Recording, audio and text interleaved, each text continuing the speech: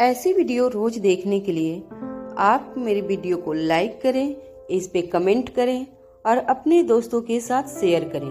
और हाँ, अगर आप इस चैनल पे नए हैं तो इसे सब्सक्राइब करना ना भूलें।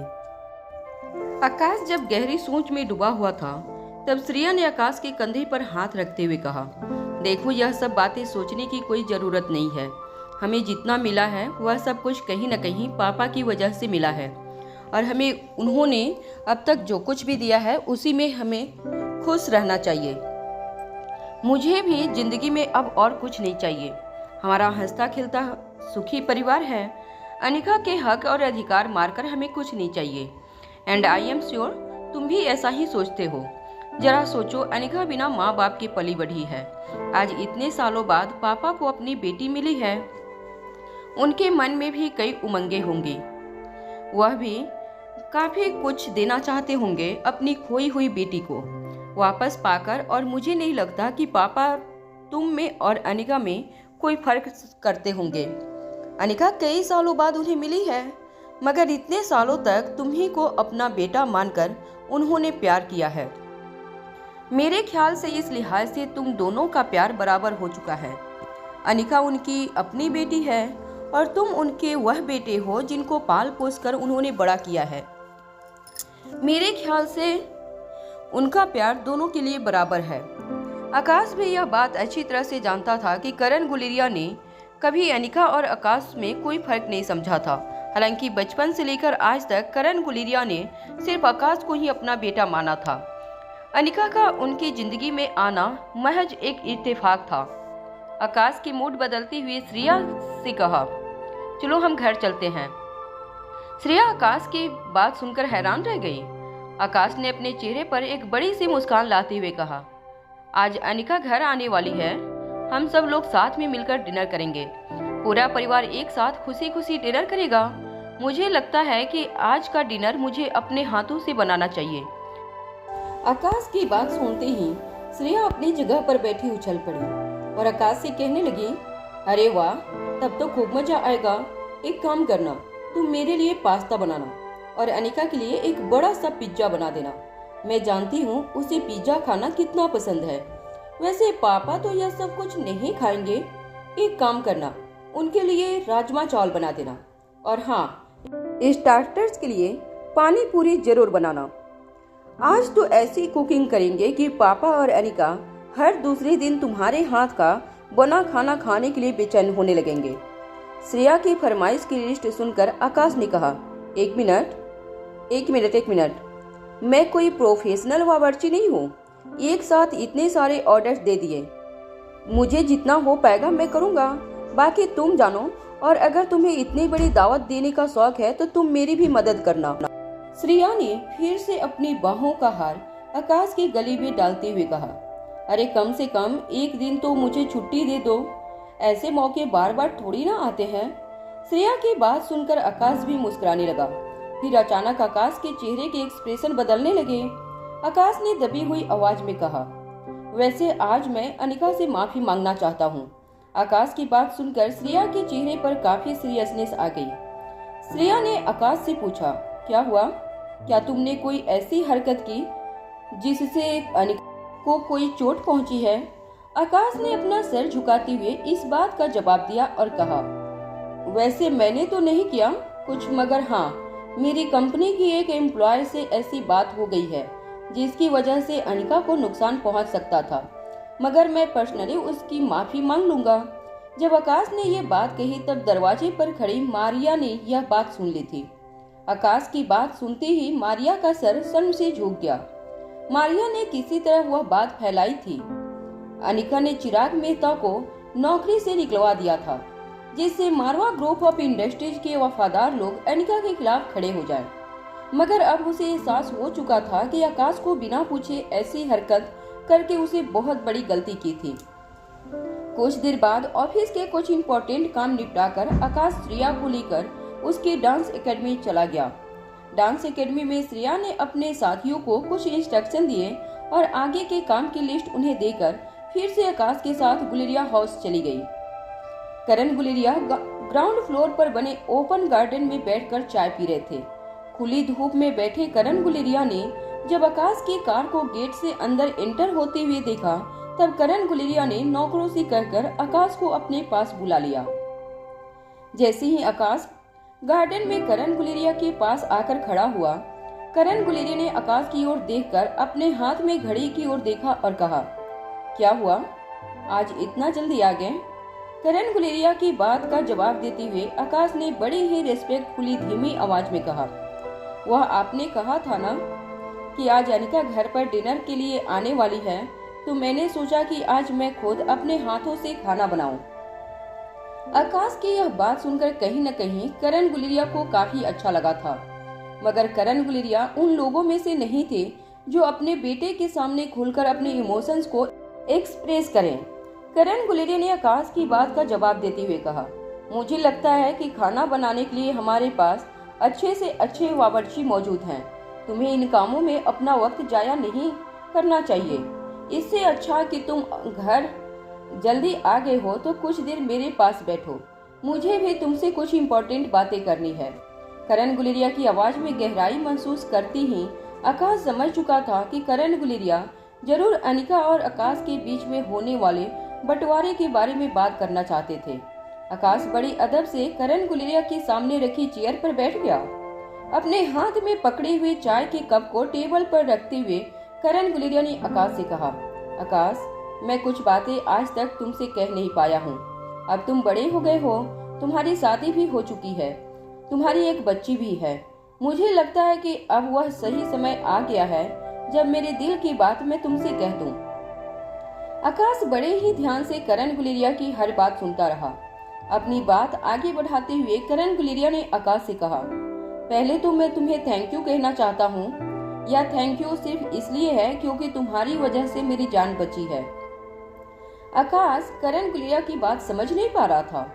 आकाश के चेहरे पर हैरानी पड़ते हुए करण गुलेरिया ने कहा, क्या तुम्हें याद है बचपन में जब तुम्हारे माँ बाप ने तुम्हें पूरी तरह से नेग्लेक्ट कर दिया था और एक बार तुम्हारे पापा ने तुम पर हाथ उठाया था, तब तुम दौड़कर मेरे पास चले आए थे और मेरे पैरों से लिपट गए थे।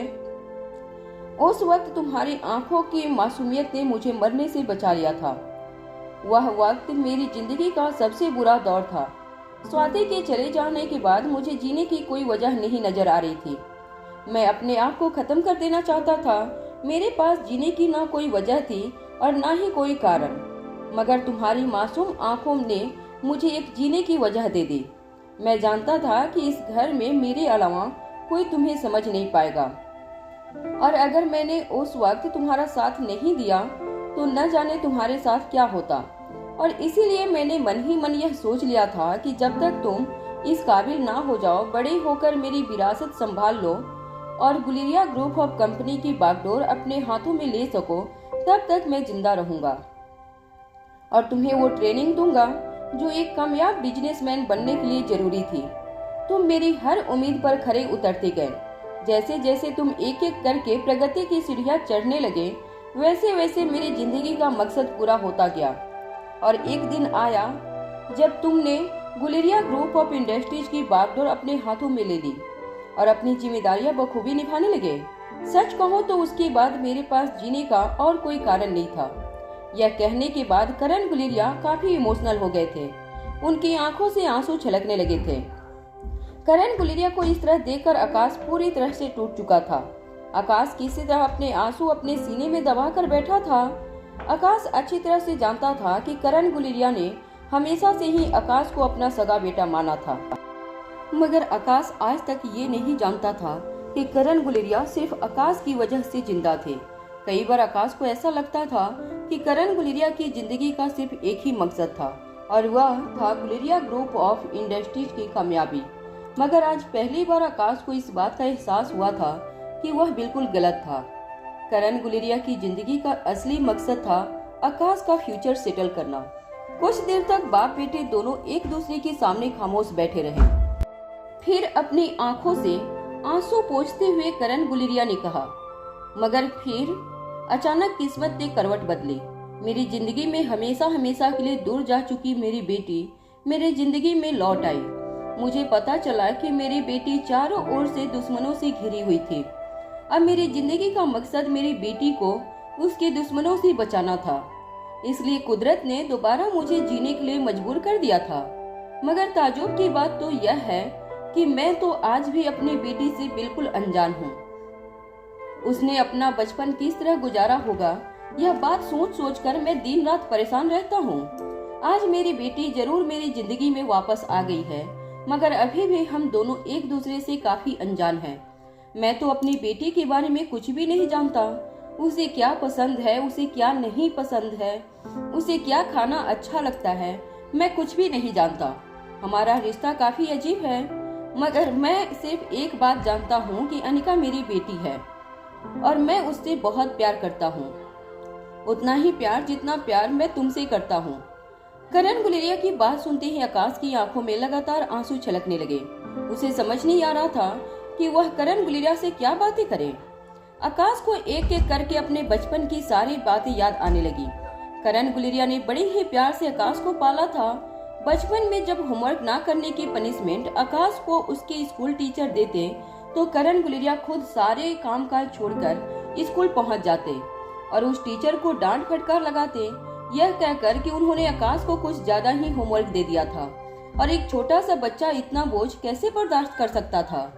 भले ही करण गुलेरिया और आकाश का रिश्ता चाचा भतीजे का था, मगर बचपन से ही आकाश को करण गुलेरिया की आंखों में एक बाप का प्यार नजर आता और आकाश की नजरों में हमेशा ही करण गुलेरिया के लिए एक बाप की रिस्पेक्ट नजर आती थी।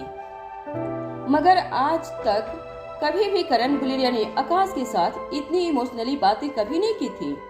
करण गुलेरिया ने तो बिना मांगे ही आकाश को सब कुछ दे दिया था।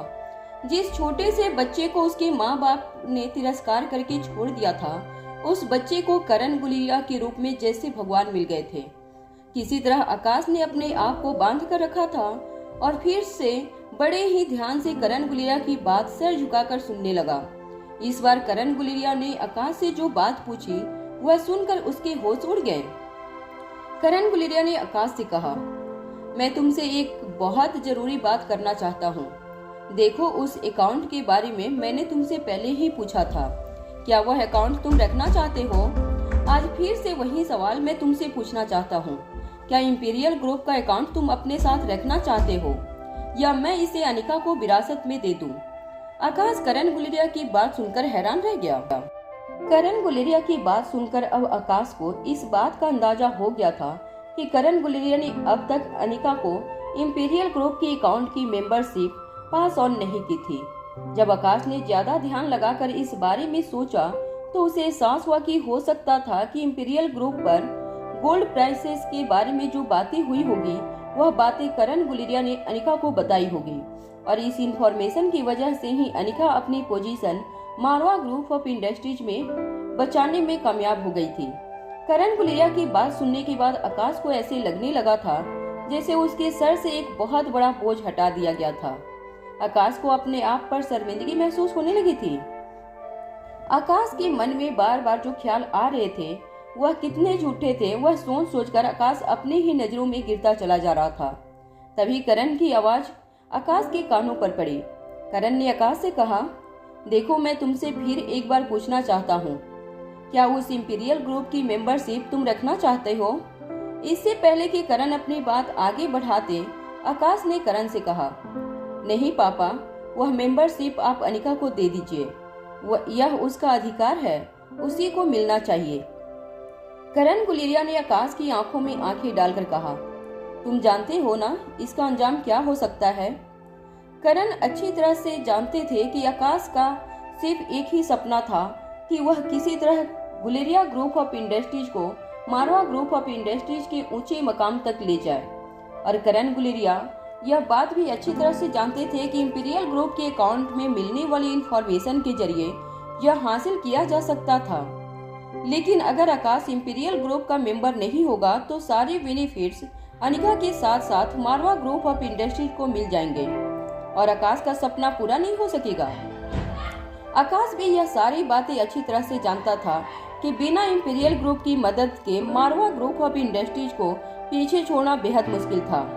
मगर करण गुलेरिया के सामने अपने घुटनों के बल बैठते हुए आकाश ने अपना एक हाथ उनकी गोद में रखा और कहा, देखे पापा, अनिका ने अपना बचपन किस हालत में गुजारा है, यह बात तो अब तक हम लोग अच्छी तरह से जान चुके हैं कि उसके बचपन में ना मैं उसके साथ था और ना ही आप। मेरे ख्याल से अब हमें किसी तरह उसका भविष्य सिक्योर करना है। अब उसके साथ रोहित भी नहीं रहा, ऐसे में अब हमको ही इस बात का ध्यान रखना होगा कि अनिका का फ्यूचर बिल्कुल सिक्योर हो जाए। और उस इंपीरियल ग्रुप की मेंबरशिप की वजह से अगर मारवा ग्रुप ऑफ इंडस्ट्रीज को कोई फायदा पहुंचता है तो आखिरकार वह फायदा अनिका का ही होगा। मेरा यकीन कीजिए, अनिका को अगर इंपीरियल ग्रुप की मेंबरशिप दे दी गई तो मुझे कोई दुख नहीं होगा। इनफैक्ट यह मेरी भी ख्वाहिश है कि आप इंपीरियल ग्रुप की मेंबरशिप अनिका को दे दें। करण गुलेरिया ने आकाश की पीठ थपथपाते हुए कहा, मुझे भी तुमसे यही उम्मीद थी।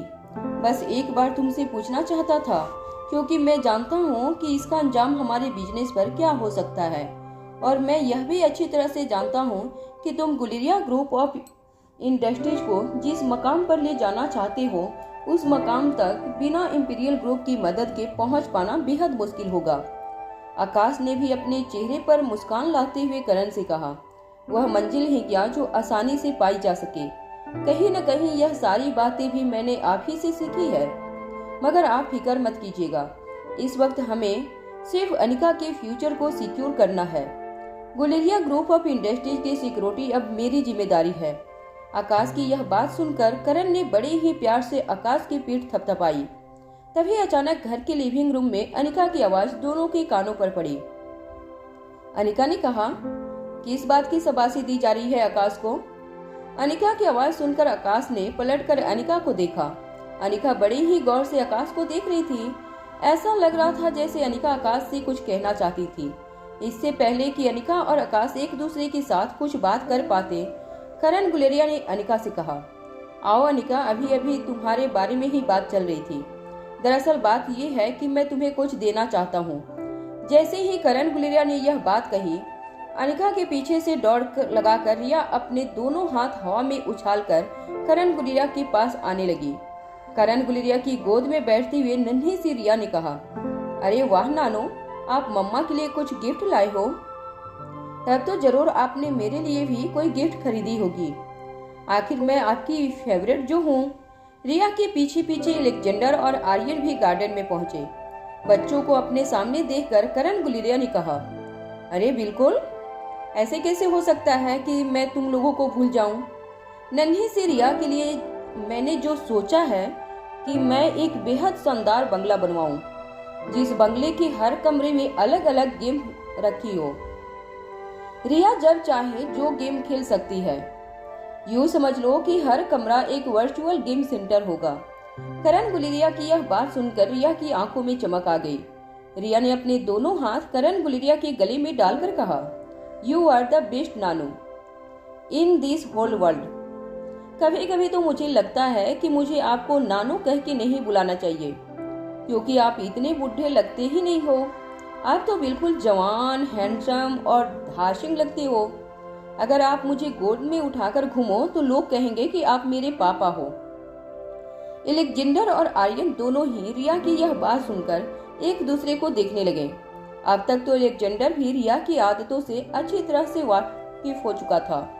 लोगों को किस तरह खुश करना था, यह बात रिया अच्छी तरह से जानती थी, स्पेशली तब जब उसे बदले में कोई गिफ्ट मिलने वाली हो। अलेक्जेंडर ने बड़ी तीखी आवाज में रिया से कहा, तुम ये ही क्यों नहीं कह देती कि वह तुम्हारे बड़े भाई जैसे लगते हैं? अलेक्जेंडर की इस बात का जवाब देते हुए रिया ने कहा, अगर यह मेरे बड़े भाई होंगे तो जरा सोचो, लोग क्या सोचेंगे कि मम्मा की उम्र कितनी है जो इतने बड़े बेटे को उन्होंने जन्म दिया। अरे जो भी बात करो जरा सोच समझ कर किया करो। रिया का जवाब सुनकर अलेक्जेंडर की बोलती बंद हो गई थी। आर्यन और अलेक्जेंडर को अपने सामने खड़ा देखकर करण गुलेरिया ने मुस्कुराते हुए कहा, अरे नहीं नहीं, मैं तो तुम्हारा नानू ही ठीक हूँ, और नानू तुम तीनों से बहुत प्यार करते हैं, इसलिए तुम तीनों के लिए नानू ने एक एक बंगला बनवाने का फैसला किया है। हालांकि करण गुलेरिया सबसे ज्यादा प्यार रिया से करते थे, वह आज भी चुपके से रिया की हर लाइव स्ट्रीमिंग देखा करते थे। ऐसा नहीं था कि आर्यन उन्हें पसंद नहीं था, मगर आर्यन बचपन से रोहित के साथ पला बड़ा था। वह जानते थे कि आर्यन अपनी उम्र के हिसाब से काफी मैच्योर था। अगर छोटी सी शरारती रिया को देखते ही करण गुलेरिया का दिल पिघलने लगता था। अलेक्जेंडर के साथ अब तक करण गुलेरिया का कुछ खास इंटरेक्शन नहीं रहा था, इसलिए यह कहा जा सकता था कि करण गुलेरिया इस वक्त अगर तीनों बच्चों में किसी से सबसे ज्यादा प्यार करते थे तो वह थी नन्ही सी शरारती रिया। आकाश और अनिका वहीं खड़े खड़े बच्चों और करण गुलेरिया की बातें सुन रहे थे। आकाश के मन में काफी झिझक महसूस हो रही थी। मारिया ने जो कुछ भी किया था वो बात बार बार आकाश के मन में घूम रही थी। ऐसा लग रहा था जैसे अनिका को देखकर आकाश के मन में गिल्ट महसूस हो रही थी। आकाश अनिका से नजरें नहीं मिला पा रहा था। मुझे लगता है आप लोग यहाँ बैठकर बातें कीजिए, मैं किचन में जाकर डिनर की तैयारियां करता हूँ। जैसे ही आकाश किचन की ओर अपने कदम आगे बढ़ाने लगा, अनिका ने उसे रोका और पूछा, क्या हुआ? आज तुम खुद खाना बना रहे हो? सारे नौकरों की छुट्टी हो गई है क्या? आकाश ने इस बात का जवाब देते हुए कहा, अरे नहीं, आज फैमिली डिनर है तो मैंने सोचा कि मैं खुद अपने हाथों से खाना बनाकर तुम सबको खिलाऊंगा। आकाश की बात सुनते ही नन्ही सी रिया ने शोर मचाते हुए कहा, अरे वाह, आज तो मामू के हाथ का खाना खाने को मिलेगा। मेरे लिए बहुत सारा चीज डालकर पास्ता बनाना। रिया की फरमाइश सुनकर सभी के चेहरे पर मुस्कुराहट आ गई। आकाश भी मुस्कुराकर किचन की ओर जाने लगा। अनिका बड़े ही गौर से आकाश को जाते हुए देख रही थी। अनिका के मन में चित्रा ने बताई हुई बात घूम रही थी। अनिका भी जानना चाहती थी कि आखिर आकाश ने अनिका के साथ इस तरह का धोखा क्यों किया था। अनिका एक बात अच्छी तरह से जानती थी कि आकाश किसी भी हालत में अनिका को चोट नहीं पहुंचा सकता था, मगर ऐसा क्या हुआ था कि आकाश अनिका के बारे में इस तरह की बात फैलाने के लिए मजबूर हो गया था। जब अनिका ने देखा कि करण गुलेरिया तीनों बच्चों के साथ बात करने में बिजी हो गए थे तो अनिका भी धीरे से उठकर किचन की ओर चली गई। किचन के दरवाजे पर आकर अनिका बड़े ही ध्यान से आकाश को देखने लगी। आकाश बाकी नौकरों की मदद लेकर डिनर की तैयारियां कर रहा था। तभी धीरे से अनिका भी किचन के अंदर आई। किचन को के अंदर देखकर अनिका को आकाश के हाथ से एक कांच का बाल छूट गया। जैसे ही वह कांच का बाल नीचे गिरा, आकाश ने अटकती हुई आवाज में अनिका से कहा, अरे अनिका, तुम यहाँ? मैंने सोचा कि तुम बाहर पापा के साथ बैठकर बातें करो, तब तक मैं डिनर की सारी तैयारियां कर लेता हूँ। अनिका ने आकाश की आंखों में बेचैनी पढ़ ली थी। अनिका ने आकाश से पूछा, क्या बात है? श्रेया कहीं नजर नहीं आ रही? घड़ी में वक्त देखते हुए आकाश ने अनिका से कहा, अरे श्रेया तो पिंकी को स्कूल से लाने गई है, अभी कुछ ही देर में आ जाएगी। अनिका ने आकाश की बात पूरी होने से पहले ही आकाश से कहा, क्या मैं तुम्हारी कोई मदद कर सकती हूँ? अनिका की बात सुनकर आकाश अटकती हुई आवाज में अनिका से कहने लगा, अरे नहीं, आई एम फाइन, मैं सब कुछ मैनेज कर लूंगा। वैसे अच्छा हुआ कि तुम यहाँ आ गई। दरअसल मैं भी तुमसे अकेले में मिलकर तुमसे कुछ बात करना चाहता था। अनिका बड़े ही ध्यान से आकाश की हर बात सुन रही थी। आकाश ने अपनी बात आगे बढ़ाते हुए अनिका से कहा, वह दरअसल बात यह है कि मैं तुमसे माफी मांगना चाहता हूँ। हमारी कंपनी में काम करने वाली एक लड़की मारिया की वजह से तुम्हारी कंपनी में तुम्हें लेकर बहुत बड़ी गलतफहमी खड़ी की गई थी। बस मैं उसी की माफी मांगना चाहता हूँ। आकाश के मुंह से यह बात सुनकर कहीं न कहीं अनिका भी काफी हल्का महसूस कर रही थी। अनिका अच्छी तरह से जानती थी कि आकाश की किसी नजदीकी एम्प्लॉय ने अनिका के बारे में इस तरह की बातें फैलाई थी, मगर अब आकाश के मुंह से क्लैरिटी सुनने के बाद अनिका काफी राहत महसूस करने लगी थी। आकाश ने अनिका से कहा, वैसे उसकी इस हरकत की वजह से तुम्हें ज्यादा तकलीफ तो नहीं हुई ना? मैं वादा करता हूँ कि ये आखिरी बार था। वह क्या है ना, वो लड़की कई सालों से कंपनी के लिए काफी वफादारी से काम करती रही है, मगर मैंने भी उन लोगों से कह दिया है कि दोबारा अगर अनिका के साथ इस तरह की हरकत करने की कोशिश की है तो मैं उन्हें नौकरी से निकाल दूंगा। वह क्या है ना, वह लोग गुलेरिया ग्रुप ऑफ इंडस्ट्रीज को नंबर 1 पोजीशन पर देखना चाहते हैं और इसीलिए शायद तुम्हारे साथ इस तरह की हरकत करने की भूल कर बैठे, मगर उनकी तरफ से मैं माफी मांगता हूँ। अनिका ने मुस्कुराते हुए इस बात का जवाब दिया और कहा, माफी तो तुम्हें तभी मिलेगी जब तुम मेरे लिए अच्छा खाना बनाओगे। वैसे मुझे खाने में सबसे ज्यादा पसंद है इंडियन खाना। अगर कोई पनीर की सब्जी बना दो तो मजा आ जाएगा। अनिका की फरमाइश सुनकर आकाश के चेहरे पर भी मुस्कुराहट आ गई। आकाश ने अनिका से कहा, ठीक है, जो हुक्म। अब तुम बाहर जाओ, मैं खाना तैयार करके टेबल पर लगाता हूँ। कुछ ही देर में श्रेया भी पिंकी को लेकर घर आ गई। नौकरों ने आकाश का बनाया हुआ खाना डाइनिंग टेबल पर सजा दिया। तीनों बच्चे पिंकी के साथ डाइनिंग टेबल पर आमने सामने बैठ गए और सारे बड़े टेबल के बाकी आधे हिस्से पर एक दूसरे के सामने बैठ गए। सबकी फरमाइश से बनाया हुआ खाना एक के बाद एक सबके प्लेट में सर्व होने लगा। तभी अलेक्जेंडर नन्हे से पिंकी को बड़ी ही हैरानी से देखता रहा।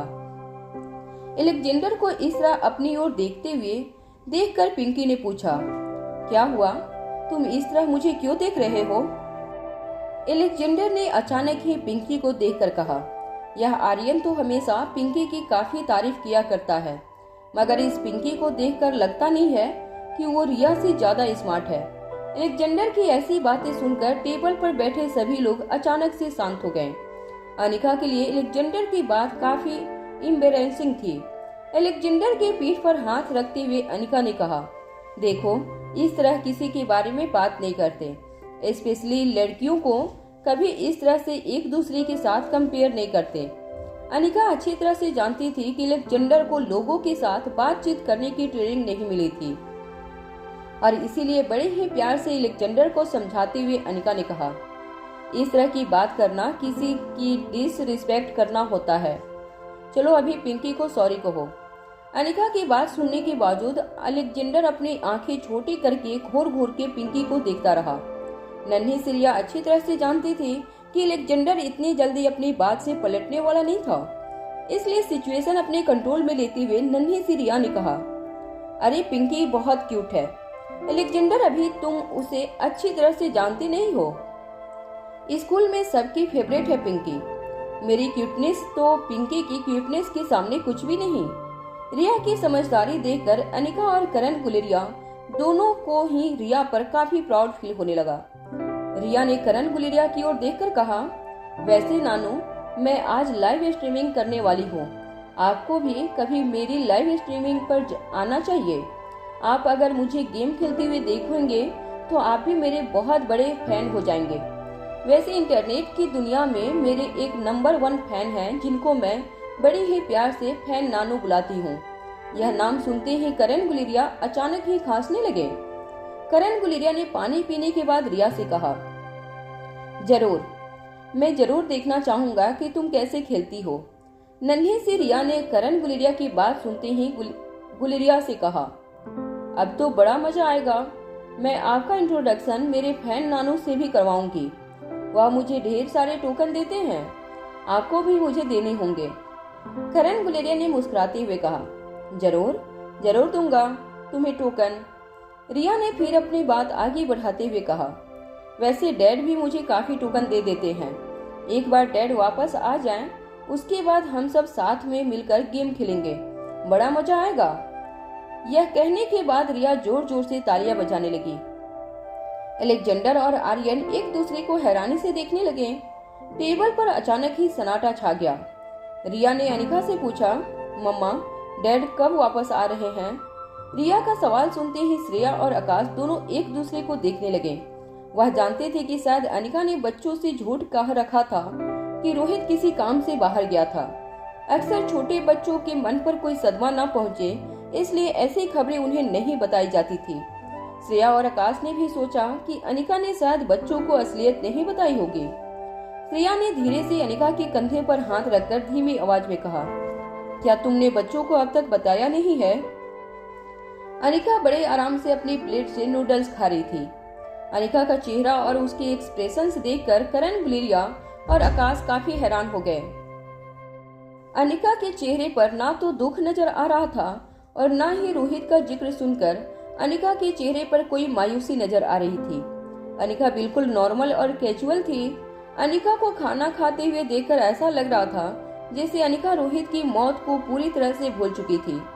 श्रेया ने फिर से अनिका के कंधे पर हाथ रखते हुए कहा, अनिका, तुम ठीक तो हो ना? तभी अचानक अनिका को रियलाइज हुआ कि रोहित की मौत को लेकर श्रेया ने अनिका को कंडोलेंस देने की कोशिश की थी, इसलिए श्रेया की बात का जवाब देते हुए अनिका ने कहा, हाँ मैं बिल्कुल ठीक हूँ। यह कहने के बाद अनिका ने सर्विस बॉल से कुछ पास्ता निकालकर रिया की प्लेट में रखते हुए कहा, चलो अब गेम खेलना बंद करो और खाने पर ध्यान दो। अनिका ने पहले ही बच्चों से कह दिया था कि वह रोहित के जिंदा होने की बात किसी के सामने ना करें, इसलिए बच्चे भी बड़ी ही चालाकी से यह बात अपने मन में छुपाकर बैठे थे। वहीं टेबल पर बैठे करण गुलेरिया, आकाश और श्रेया को ऐसा लग रहा था जैसे रोहित की मौत की खबर ने अनिका के मन पर कोई असर डाला ही नहीं था। बच्चों के साथ खाना खाने के बाद अनिका बच्चों को लेकर ऊपर बेडरूम में चली गई। अनिका के जाने के बाद श्रेया ने आकाश और करण गुलेरिया की ओर देखकर कहा, मुझे लगता है कि रोहित की मौत की खबर ने अनिका के मन पर काफी गहरा असर डाला है।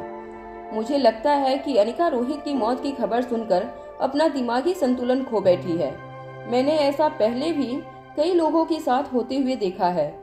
अपने करीबी किसी की मौत हो जाने पर वह लोग यकीन ही नहीं कर पाते कि अब वह इस दुनिया में नहीं रहे, और ऐसी चीज का उसके दिमागी संतुलन पर बहुत बुरा असर पड़ता है। मुझे अनिका के लिए बहुत फिक्र हो रही है। मुझे लगता है जल्द से जल्द हमें अनिका को किसी अच्छे से दिमागी डॉक्टर के पास ले जाना चाहिए। श्रेया के चेहरे पर परेशानी देखकर आकाश ने श्रेया के कंधे पर हाथ रखकर कहा, देखो तुम बिल्कुल चिंता मत करो। अरे अनिका खुद बहुत समझदार है, वह बहुत खुद बड़ी डॉक्टर है।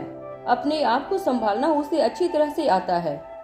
करण गुलेरिया ने अपना सर झुकाते हुए गहरी आवाज में कहा, देखो अनिका इतनी समझदार है और इतनी स्ट्रांग है कि ऐसी खबर को भी उसने बड़ी ही आसानी से एक्सेप्ट कर लिया है।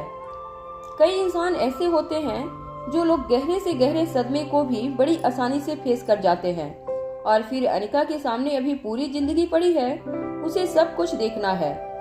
I am proud of my daughter. ऐसे सिचुएशन को भी इतनी हिम्मत कर रही है। आकाश और श्रेया दोनों को यकीन नहीं हो रहा था कि जिस इंसान ने स्वाति मल्होत्रा के चले जाने के बाद जीने की सारी उम्मीदें छोड़ दी थी, वह आज ऐसी बातें कर रहा था। करण गुलेरिया ने आकाश की ओर देखकर कहा, मुझे लगता है हमें अनिका से अकेले में बात करनी चाहिए। करण गुलेरिया का इशारा समझते ही श्रेया अनिका के बेडरूम में चली गई। अनिका बच्चों के साथ बातें कर रही थी, तभी अचानक श्रेया ने अंदर आते हुए कहा, अनिका, आकाश और पापा तुमसे अकेले में कुछ बात करना चाहते हैं। वह लाइब्रेरी में तुम्हारा इंतजार कर रहे हैं। तुम उनसे बात करके आओ, तब तक मैं बच्चों के साथ खेलती हूँ। बच्चों को श्रेया के हवाले करने के बाद अनिका करण गुलेरिया की स्टडी रूम में चली गई। जैसे ही अनिका कमरे के अंदर आई, आकाश ने पहले तो यह तसल्ली कर ली कि कोई कमरे के बाहर खड़ा रहकर उनकी बातें सुनने की कोशिश नहीं कर रहा था। जब आकाश को तसल्ली हो गई, तब उसने बड़े ही आराम से स्टडी रूम का दरवाजा बंद कर लिया और लॉक लगा दिया। अनिका समझ नहीं पा रही थी कि आखिर आकाश इतना परेशान क्यों नजर आ रहा था, और ऐसे क्या बात करने वाले थे आकाश और करण गुलेरिया कि वह लोग इतनी सावधानी बरत रहे थे। करण गुलेरिया कमरे के बीचों बीच बने एक राउंड टेबल के आसपास लगी चेयर पर बैठे। करण गुलेरिया के ठीक सामने बैठते हुए अनिका ने हैरान होकर पूछा, क्या हुआ? ऐसे क्या बात करना चाहते हैं आप जो मुझे अकेले में बुलाया? आकाश ने अपनी जगह पर बैठे हुए कहा, देखो अनिका, पापा तुमसे कुछ बात करना चाहते हैं, मगर यह बात सिर्फ हम तीनों के बीच में रहनी चाहिए, इसलिए हम नहीं चाहते कि श्रेया भी हमारी बातचीत में शामिल हो। अनिका समझ नहीं पा रही थी कि आखिर ऐसी कौन सी बात थी जिससे श्रेया को भी दूर रखा जा रहा था। करण गुलेरिया ने कुछ देर सोचने के बाद गहरी आवाज में अनिका से कहा, देखो मैंने कंपनी के 51% शेयर आकाश के नाम कर दिए हैं। मेरे हिस्से में 70% शेयर से अब तुम्हारे लिए सिर्फ 19% शेयर रहेंगे, और अब आकाश को ऐसा लग रहा है कि मैंने तुम्हारे साथ नाइंसाफी की है। करण गुलेरिया अपनी बात आगे कहने लगे, मगर अनिका के चेहरे के हाव भाव से यह अंदाजा लगाया जा सकता था कि अनिका को इस टॉपिक में कोई इंटरेस्ट नहीं था। अनिका अच्छी तरह से जानती थी कि गुलेरिया ग्रुप ऑफ कंपनी पर सिर्फ और सिर्फ आकाश का अधिकार था। अनिका को गुलेरिया ग्रुप ऑफ कंपनी की हिस्सेदारी में कोई इंटरेस्ट नहीं था, न ही उसे बिजनेस हैंडल करने में कोई इंटरेस्ट था। मगर फिर भी अनिका चुपचाप करण गुलेरिया की बात सुनती रही। करण गुलेरिया की बात पूरी होती ही आकाश ने अनिका से कहा, देखो, यह सब कुछ तुम्हारा है। तुम जब चाहो जो चाहो मांग सकती हो।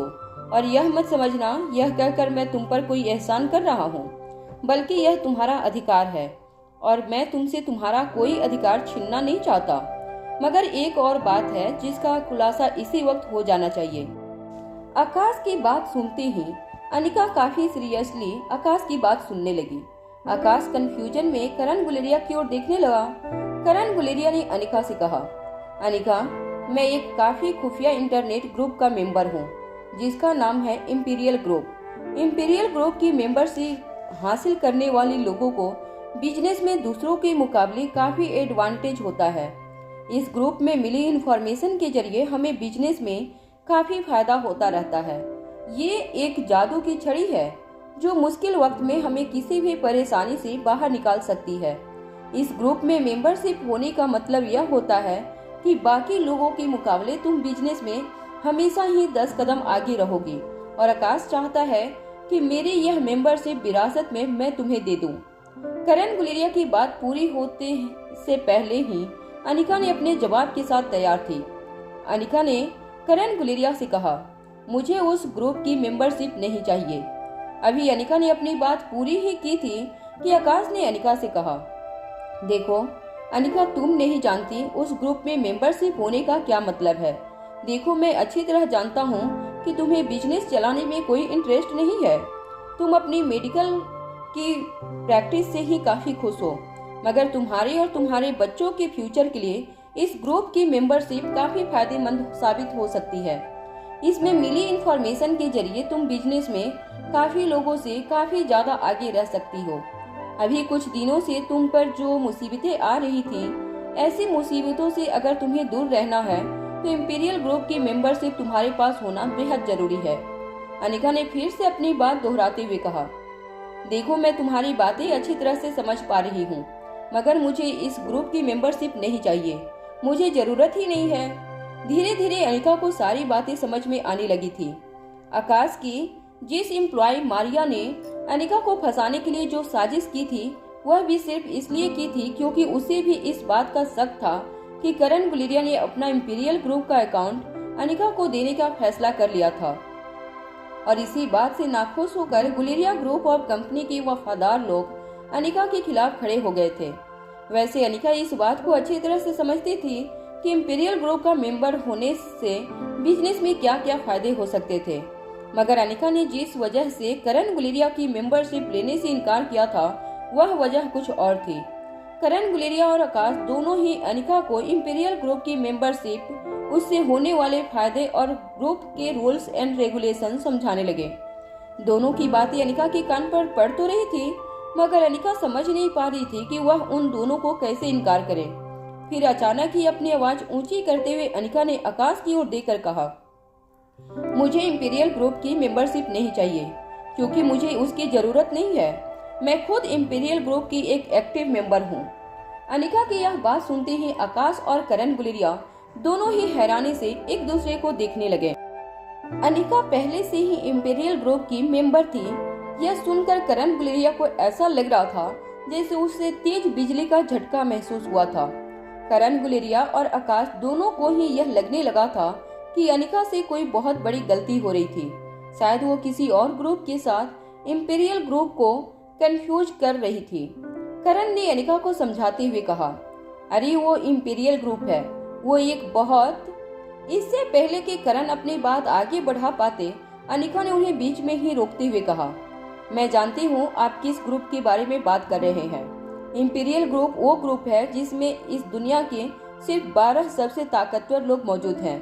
उस ग्रुप पर जो भी बातें होती हैं, उसी से आने वाले दिनों में होने वाली इकोनॉमिक हलचल के बारे में पता चलता है। और उस ग्रुप के लीडर का नाम द किंग है। द किंग का नाम सुनते ही करण और आकाश दोनों के होश उड़ गए। इसका मतलब साफ था कि अनिका जिस ग्रुप के बारे में बात कर रही थी, वो वही इंपीरियल ग्रुप था जिसके बारे में आकाश और करण बात कर रहे थे। हैरान करण ने अनिका की ओर देखकर पूछा, तुम्हें इस ग्रुप की मेंबरशिप किसने दी? रोहित इस ग्रुप का मेंबर था और क्या उसकी मौत के बाद तुम उसका अकाउंट हैंडल कर रही हो? फिर अपनी ही बात से पलटते हुए करण ने कहा, नहीं, ऐसा नहीं हो सकता। अगर रोहित उस ग्रुप का मेंबर होता तो फिर जब मारवा ग्रुप ऑफ इंडस्ट्रीज के शेयर खरीदने के लिए इतनी बड़ी साजिशें रची जा रही थी, तब रोहित ने कुछ कहा क्यों नहीं? आकाश और करण दोनों यह सोच कर हैरान थे कि अनिका को इस ग्रुप की मेंबरशिप कहां से मिली थी। अनिका ने करण और आकाश की बातों का जवाब देते हुए कहा, मुझे द किंग ने खुद इनवाइट किया था उस ग्रुप की मेंबर बनने के लिए। करण अच्छी तरह से जानते थे कि किंग के पास अधिकार था कि किसी भी व्यक्ति को वो जब चाहे तब इंपीरियल ग्रुप का मेंबर बना सकता था।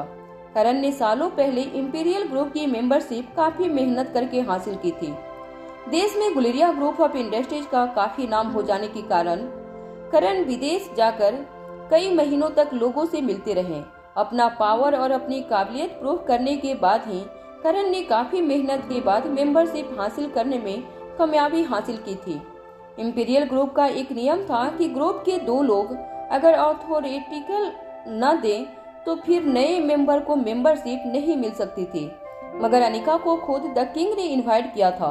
इसका मतलब था कि अनिका को किसी के ऑथेंटिफिकेशन की जरूरत नहीं थी।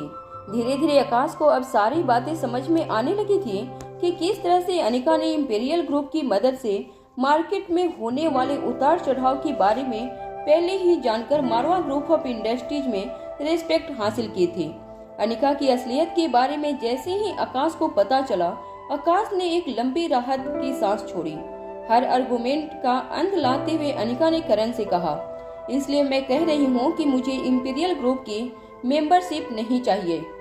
आप अपनी विरासत की मेंबरशिप आकाश को बेझिझक दे सकते हैं।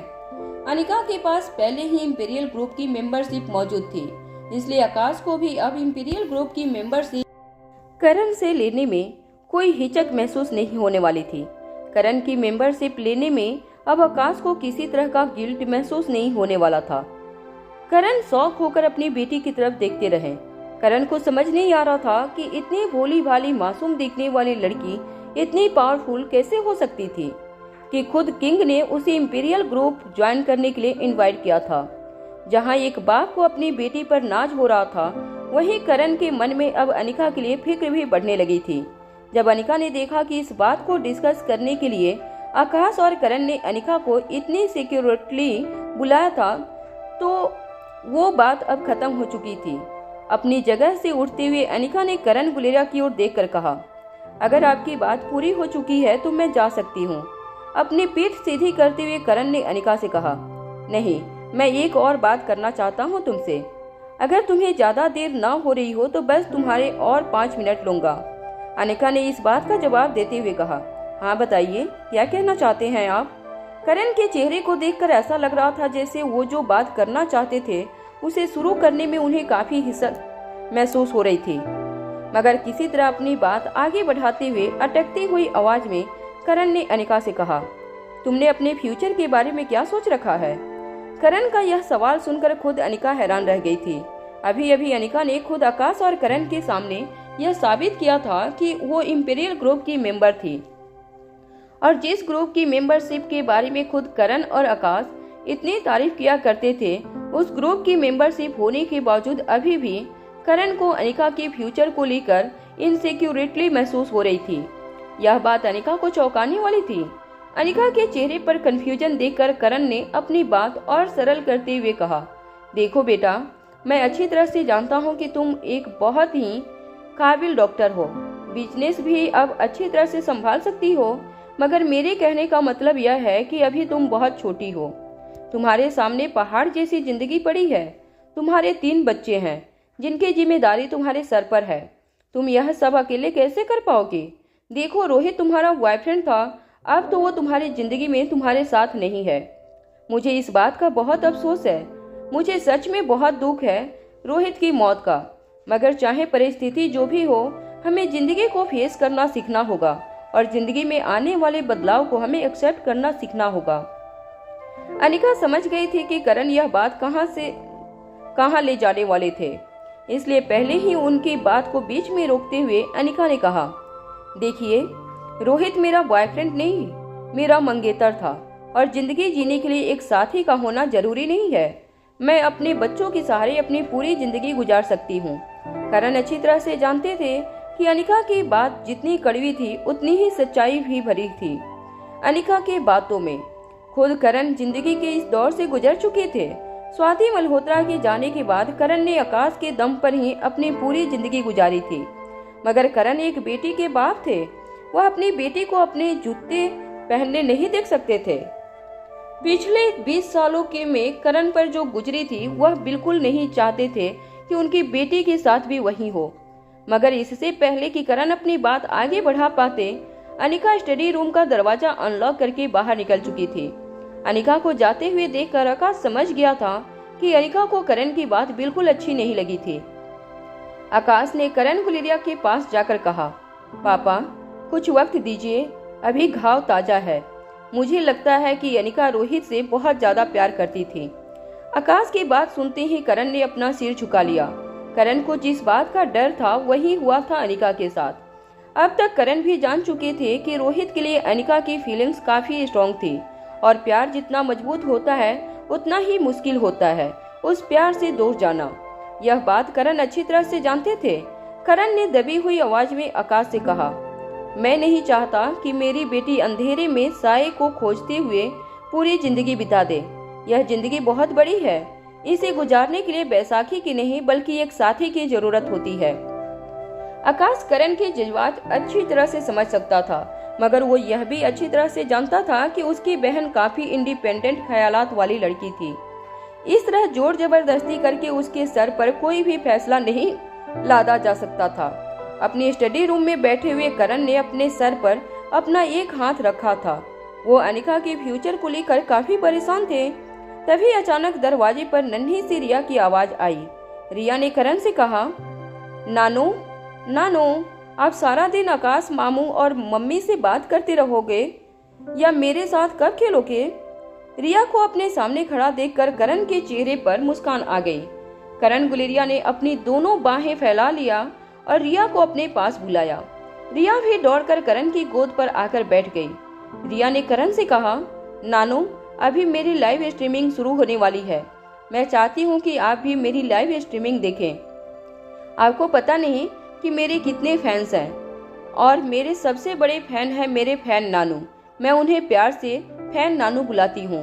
वो मेरे लिए कितने सारी अच्छी कमेंट्स लिखते हैं, मुझे ढेर सारे टोकन भी भेजते हैं। आज जब आप मेरी लाइव स्ट्रीमिंग पर आएंगे तब मैं आपकी उनसे बात करवाऊंगी। उन्हें भी आपके साथ बात करके बहुत मजा आएगा। मुझे भी यह देखकर बहुत मजा आएगा कि मेरे नानू और मेरे फैन नानू एक दूसरे के साथ बात करेंगे। इससे पहले कि करण रिया की इस बात का कोई जवाब दे पाते, रिया ने टेबल पर पड़ा करण का फोन उठाया और बड़ी ही तेजी से फोन स्क्रीन को करण के चेहरे के सामने रखा। फेस स्क्रीन पर फेस रिकॉग्निशन के जरिए जैसे ही फोन अनलॉक हुआ, रिया ने करण से कहा, सबसे पहले तो वो गेमिंग ऐप डाउनलोड करनी होगी जिस गेमिंग प्लेटफॉर्म पर मैं लाइव स्ट्रीमिंग करने वाली हूँ। यह कहने के बाद जब रिया ने वो एप्लीकेशन डाउनलोड करने की कोशिश की, तब वो यह देखकर हैरान हो गई कि वो एप्लीकेशन पहले से करण के मोबाइल फोन पर मौजूद थी। रिया हैरानी से करण की ओर देखने लगी। इस बार रिया की आंखों में काफी नाराजगी नजर आ रही थी। रिया ने करण से कहा, नानो, यह क्या आप तो पहले से ही लोगों की लाइव स्ट्रीमिंग देखते हैं? अगर आपको भी गेमिंग का इतना शौक है तो आपने मुझे अब तक फॉलो क्यों नहीं किया? मैं आपसे बहुत नाराज हूँ। आप बाकी गेमर्स की लाइव स्ट्रीमिंग को फॉलो करते हैं, मगर आप मेरी ही लाइव स्ट्रीमिंग नहीं फॉलो करते। आपको पता नहीं कि मैं कितनी अच्छी गेमर हूँ। मेरे हजारों लाखों फैंस हैं और मेरे सबसे बड़े फैंस हैं मेरे फैन नानू। क्या आप जानते हैं कि वो इतने बिजी रहते हैं कि फिर भी हमेशा मेरी लाइव स्ट्रीमिंग कभी मिस नहीं करते, और आप हैं कि कभी आज तक मेरी लाइव स्ट्रीमिंग देखते नहीं आए। नन्ही सी रिया नाराजगी देखकर करण या उनसे कुछ कहना चाह रहे थे, मगर वो समझ नहीं पा रहे थे कि वो उससे क्या कहे। रिया ने जब उस एप्लीकेशन के जरिए करण को अपनी लाइव स्ट्रीमिंग में लॉगिन करने की कोशिश की, तब उसे एहसास हुआ कि करण के अकाउंट का नाम था फैन नानू। कुछ देर तक रिया मोबाइल स्क्रीन पर फैन नानू की आईडी को देखती रही। नाम पढ़ के रिया के चेहरे पर हैरानी बढ़ती जा रही थी। कुछ देर बाद रिया के चेहरे पर हैरानी की जगह एक बड़ी सी मुस्कुराहट ने ले ली थी। रिया ने करण की ओर देखकर कहा, क्या आप ही मेरे फैन नानू हैं? करण ने मुस्कुराते हुए सिर्फ हाँ में अपना सर हिला दिया। करण का जवाब सुनते ही रिया इतनी जोर से चीख लगाई कि पूरे के पूरे गुलेरिया हाउस में रिया की आवाज गूंजने लगी। रिया ने करण को गले लगाकर कहा, यू आर द बेस्ट नानू इन दिस होल वर्ल्ड। आपसे ज्यादा प्यार मुझे कोई नहीं कर सकता। करण को प्यार करने के बाद रिया डबल फोर्स से आज की गेम खेलने लगी। वो इस बार अपने फैन नानू से कुछ ज्यादा ही गिफ्ट्स और सपोर्ट की टोकन मांगने लगी थी और करण भी दोनों हाथों से अपने प्यार की दौलत अपनी नन्ही सी रिया पर लुटा रहे थे। रिया की गेमिंग प्लेटफॉर्म पर एक और नजरें जमी हुई थी जिसके बारे में रिया बिल्कुल अनजान थी। मारवा हाउस में अपने कमरे में बैठी हुई दादी माँ बड़े ही ध्यान से रिया की गेमिंग प्लेटफॉर्म पर नजरें बनाई हुई थी।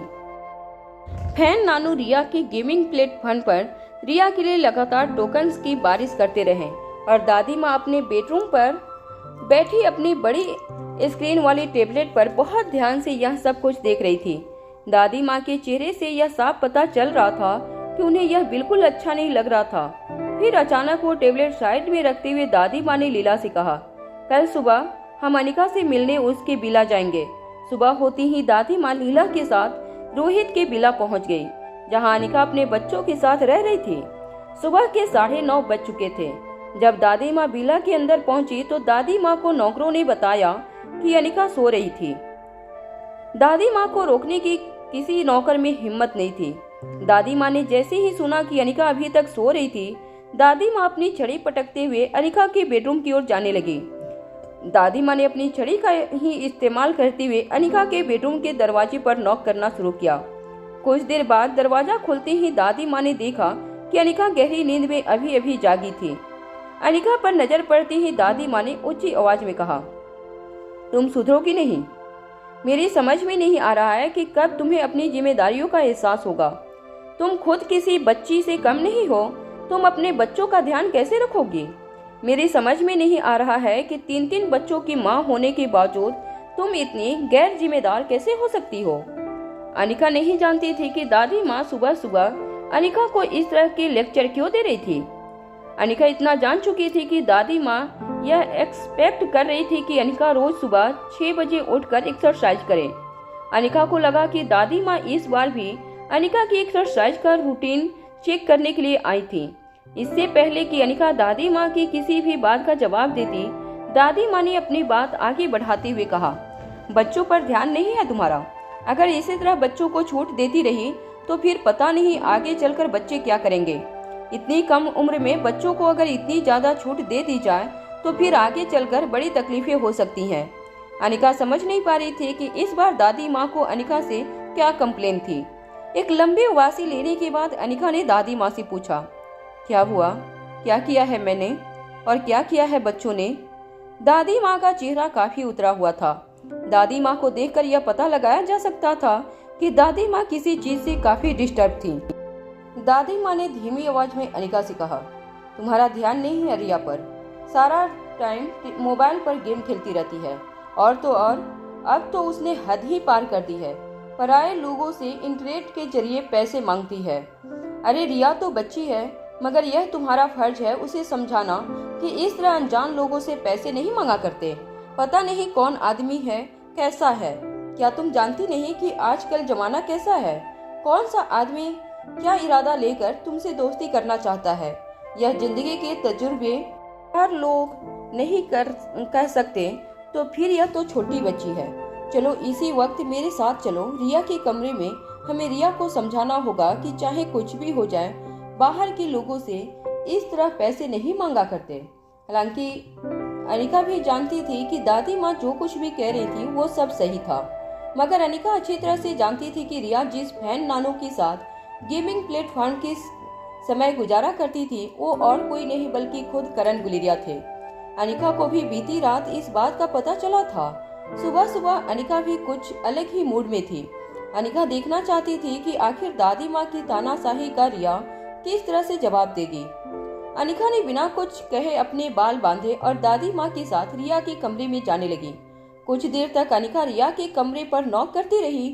रिया के कमरे से रिया की जोर जोर से चिल्लाने की आवाजें आ रही थी, जिससे अनिका समझ गई थी कि रिया अंदर अपने कमरे में गेम खेल रही थी। वो जोर जोर से अपने ओपोनेंट प्लेयर्स को कमेंट करके उकसाने की कोशिश कर रही थी। अनिका जोर जोर से रिया के कमरे पर नॉक कर रही थी। कुछ देर बाद रिया के कमरे का दरवाजा खुला।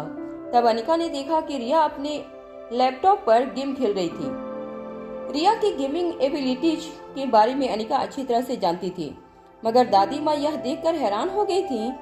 रिया जो गेम खेल रही थी वो कोई छोटे बच्चे के गेम खेलने की नहीं थी, बल्कि एक वार गेम थी। नन्ही सी रिया को इस तरह की गेम्स खेलती हुई देखकर दादी माँ के चेहरे पर गुस्सा और भी ज्यादा बढ़ गया था।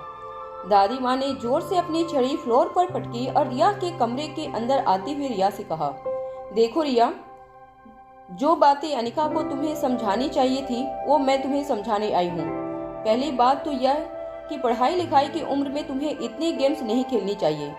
सारा दिन अगर कंप्यूटर पर गेम खेलती रहोगी तो तुम्हारी आंखों के लिए अच्छा नहीं होगा, और इस तरह की गेम खेलकर तुम अपना बचपन बिगाड़ रही हो।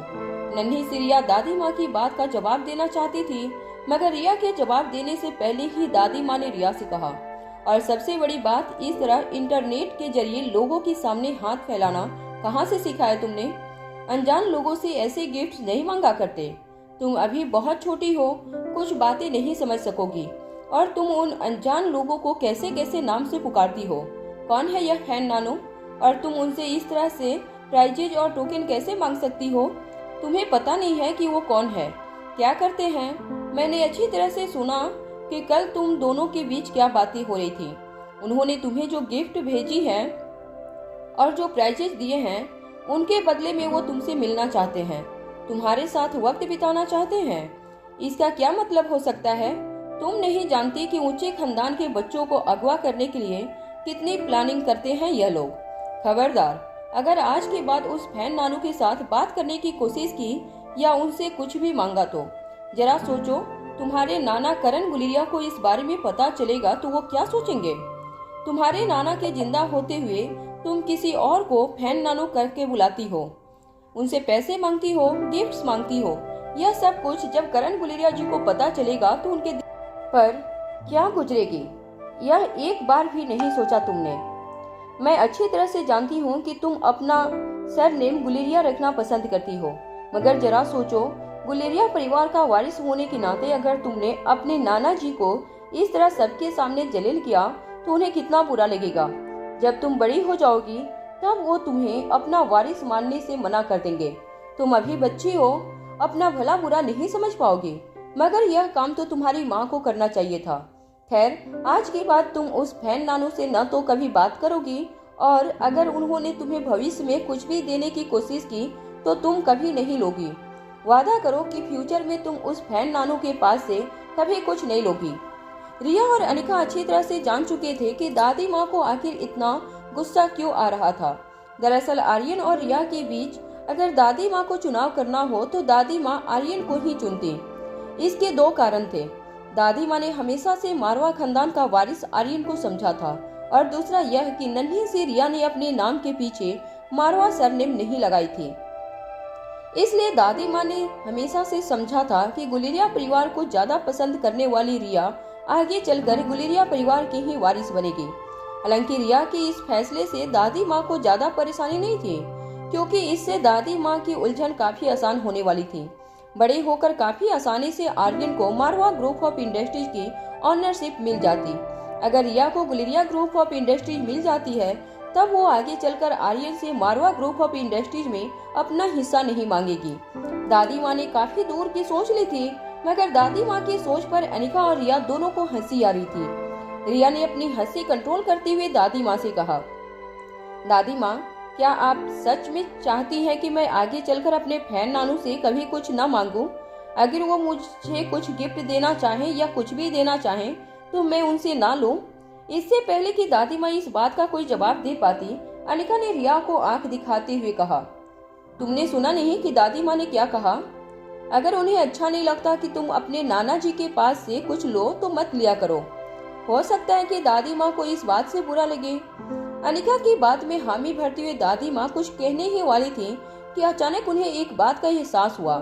अनिका ने अभी अभी नाना जी कहकर पुकारा था फैन नानू को। दादी माँ कुछ गहरी सोच में डूब गईं। उसके बाद हैरानी से अनिका की ओर देखते हुए कहा, नाना जी, क्या इसका मतलब यह है कि फैन नानू ही करण गुलेरिया हैं? दादी माँ के मुंह से करण गुलेरिया का नाम सुनते ही नन्ही सी रिया ने अपने दोनों हाथ हवा में उछालते हुए कहा, हाँ बड़ी दादी, फैन नानू ही नानू है और नानू ही फैन नानू है। अब आप बताइए, अगर आप चाहती हैं कि मैं आपको प्रॉमिस करूं कि आज की बात नानू से कभी कुछ नहीं लूंगी तो ठीक है, मैं आपको प्रॉमिस करती हूं कि। इससे पहले कि रिया आगे कुछ कह पाती, दादी माँ ने अपनी छड़ी जोर से फ्लोर पर पटकते हुए कहा, नहीं नहीं, कोई प्रॉमिस नहीं चाहिए मुझे। अरे वो तुम्हारे नाना जी हैं, वो तुम्हें जो देना चाहे दे सकते हैं। और मैं तो कहती हूँ कि अगर तुम्हारे नाना जी प्यार से तुम्हें कोई तोहफा देना चाहें तो कोई मना मत करना, उनका दिल टूट सकता है। दादी माँ अपनी ही बात पर जिस तरह पलटी थी वो देखकर नन्ही सी रिया जोर जोर से हंसने लगी। रिया की हंसी की आवाज अब दादी माँ से बर्दाश्त नहीं हो रही थी। दादी माँ ने फिर से अपनी छड़ी फ्लोर पर पटकी और वह कमरे से बाहर निकल गई। दादी माँ के ठीक पीछे पीछे अनिका भी कमरे के बाहर निकल गई। आगे चल रही दादी माँ ने छड़ी का सहारा लेकर आगे चलते हुए कहा, देखा तुमने, रिया को बहुत सर चढ़ा रखा है। दरअसल उस छोटी सी बच्ची का कोई कसूर नहीं है। अगर माँ को ध्यान बच्चे की परवरिश पर ना हो तो बच्चे इसी तरह के हो जाते हैं। जरा देखो आर्यन की तरफ, रोहित ने उसे पाल पोस कर बड़ा किया है। वो कितना मैनर्स वाला सुशील लड़का है। खैर, इसमें तुम्हारी भी कोई गलती नहीं है। तुम भी जिस वातावरण में पली हो उसके बाद तुमसे उम्मीद भी क्या की जा सकती है। मगर हाँ, इतना याद रखना, तुम्हारी लापरवाही मैं बिल्कुल भी बर्दाश्त नहीं करूंगी। मैंने तुमसे कहा था कि तुम्हें टाइम टेबल बनाना होगा, रोज सुबह 6 बजे उठकर एक्सरसाइज करनी होगी, मगर तुम मेरी बात नहीं मान रही हो। इसलिए मुझे खुद ही तुझ पे नजर रखनी होगी। कल से मैं खुद ही तुम्हें एक्सरसाइज कराने आ जाया करूंगी। तैयार रहना। जितना ज्यादा सोओगी उतना ही शरीर ढीला पड़ता जाएगा, कमजोरी महसूस करने लगोगी एक दिन। अनिका चुपचाप दादी माँ की सारी बातें सुनती रही। इस बार अनिका को दादी माँ की कड़वी बातों का भी काफी हंसी आ रही थी। अनिका को कुछ देर तक इंट्रोडक्शन देने के बाद दादी माँ लीला के साथ विला से बाहर चली गयी। अपनी कार में बैठते हुए लीला ने दादी माँ से कहा, बड़ी मालकिन, मैं जानती हूँ कि आप जितनी सख्ती अनिका जी पर दिखा रही हैं, उतना ही आपका दिल उनके लिए नरम होता जा रहा है। भले ही आपकी जबान पर उनके लिए नफरत नजर आ रही है, मगर मैं अच्छी तरह से देख पा रही हूँ कि आपके दिल में उनके लिए प्यार बढ़ता जा रहा है। लीला की बात सुनने के बाद दादी माँ के चेहरे से गुस्सा गायब हो गया।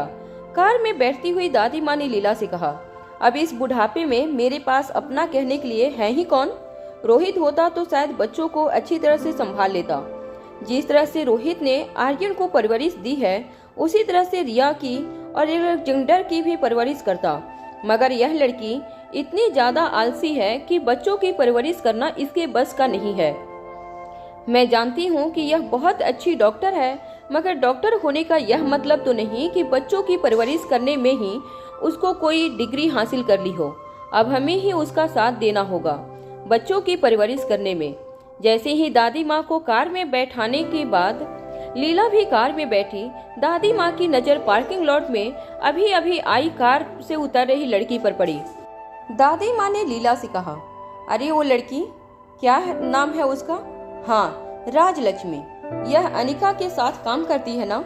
जरा इसे बुलाओ मेरे पास।